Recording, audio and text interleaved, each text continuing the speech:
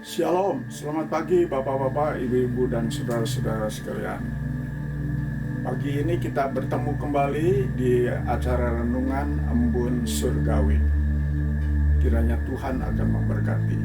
Mari kita minta pimpinan Roh Kudus. Bapa yang surga, terima kasih Tuhan, kembali kami ingin membagikan firman Tuhan, baik kesaksian dan perintah-perintah-Mu, teguran-Mu. Siapkanlah hati kami, siapkanlah Bapak-bapak, Ibu-ibu, dan saudara sekalian yang sempat mendengarkan firman hari ini, supaya hidup kami tidak percuma Tuhan, tetapi berarti di hadapan Tuhan. Kami serahkan Tuhan, kami memerlukan pimpinan Roh Kudus, karena hamba-Mu terbatas, hamba-Mu banyak kekurangan. Ini hanya karena anugerah Tuhan kami boleh diberikan kesempatan yang indah untuk menjadi saluran berkat. Di dalam nama Yesus, hamba-Mu berdoa. Amin. Ku tak mau hidup percuma. Itulah judul yang dipilih pada pagi ini.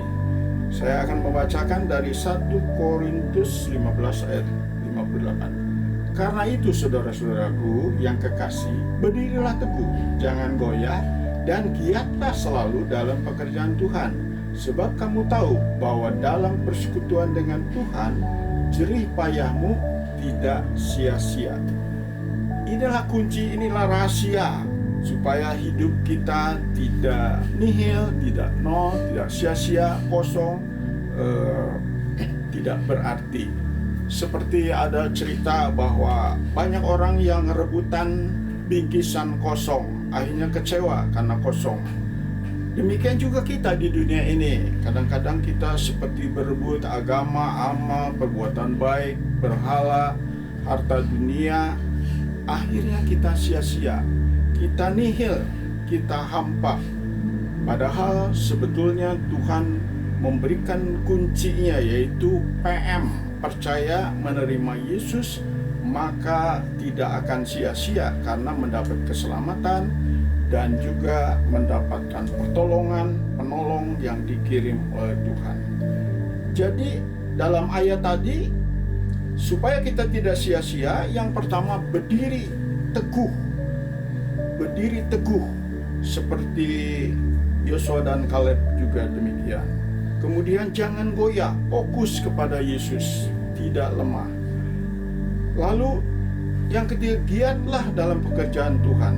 Keempat, bersekutu dengan Tuhan, maka jerih payahmu tidak percuma.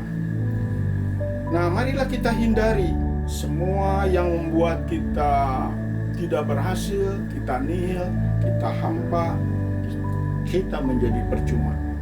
Kita akan merenungkan bersama-sama, belajar bersama-sama apa saja yang membuat menjadi percuma dalam hidup kita. Yang pertama, yaitu jikalau hidup kita dalam doa yang penuh dengan keraguan-keraguan atau bimbang.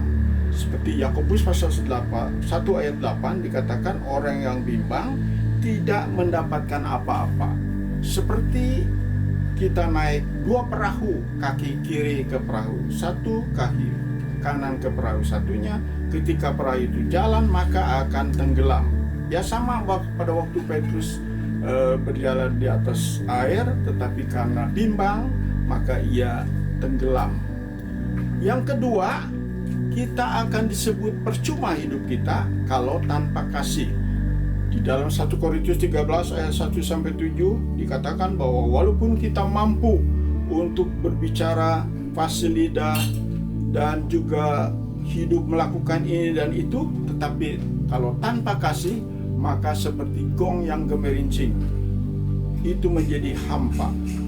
Yang ketiga, hidup percuma jikalau kita tidak beriman, karena iman ini yang dapat mengalahkan dunia.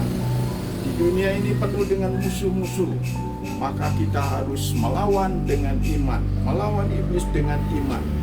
Yang keempat, kita percuma kalau kita tidak dipimpin oleh Roh Kudus.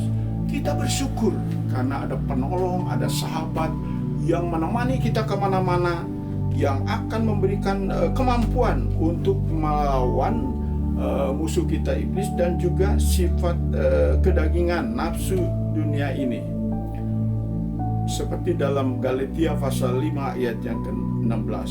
Juga kita percuma kalau kita tidak mengandalkan Tuhan. Dalam kitab Yeremia pasal 17 ayat 5 dan 7, berbahagialah orang yang mengandalkan Tuhan, tetapi terkutuk orang yang mengandalkan manusia. Jadi kita percuma mengandalkan sesama manusia yang sama terbatasnya, yang sama kekurangannya. Sebab itu kita harus fokus kepada manusia seperti kita, tetapi ia tidak berdosa, ia tidak bercacat, tidak bernoda, yaitu Yesus Kristus yang sudah diakui dia sempurna.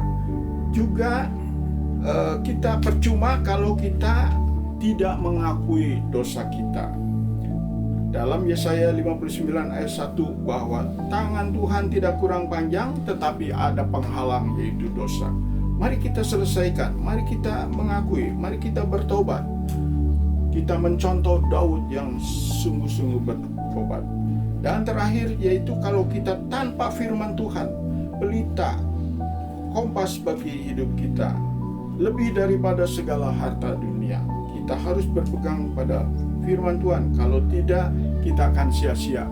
Seperti Esau, ia tidak melakukan firman Tuhan, tetapi ia lebih mementingkan bubur kacang, sehingga ia nangis-nangis, tapi semuanya sia-sia. Apalagi sudah tidak bisa membalikan waktunya. Itulah contoh bagi kita, karena ia tidak mementingkan warisan yang Tuhan anugerahkan kepadanya.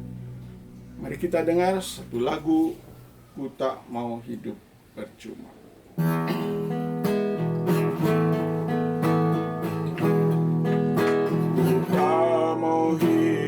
Percuma hidup tanpa kasih, juga hidup tanpa iman, tak dipimpin Roh Kudus. Tidak pegang firman Tuhan yang lebih